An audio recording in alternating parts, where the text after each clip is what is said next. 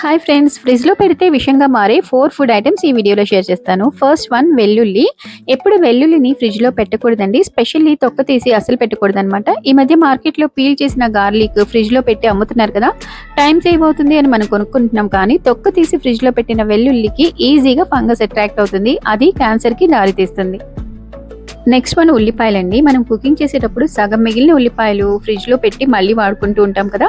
ఇలా అస్సలు చేయకండి, ఎందుకంటే ఆనియన్ ఫ్రిడ్జ్లో పెడితే స్టార్చ్ని షుగర్స్లోకి కన్వర్ట్ చేస్తాయి. అది మన హెల్త్కి మంచిది కాదు. మోర్ ఓవర్ కట్ చేసిన ఆనియన్స్కి బ్యాడ్ బ్యాక్టీరియా చాలా ఫాస్ట్గా అట్రాక్ట్ అవుతుంది అనమాట. తర్వాత కుక్డ్ రైస్ అనమాట. రైస్ మిగిలితే ఫ్రిడ్జ్లో పెట్టేసి నెక్స్ట్ డే తింటూ ఉంటాం కదా.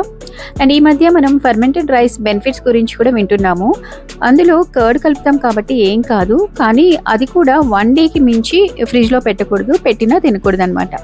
నెక్స్ట్ వచ్చేసి అల్లం అండి. హెల్త్కి మంచిది అని అల్లం కూరల్లో ఎక్కువగా వాడుతూ ఉంటాం కదా. అది ఫ్రెష్గా ఉంటుంది అని ఫ్రిడ్జ్లో పెడతాము, కానీ పైకి ఫ్రెష్గా కనిపించినా లోపల ఫంగస్ అనేది ఫామ్ అవుతుంది. అది తింటే మన లివర్, కిడ్నీస్ పాడయ్యే ప్రమాదం ఉందని డాక్టర్స్ అంటున్నారు.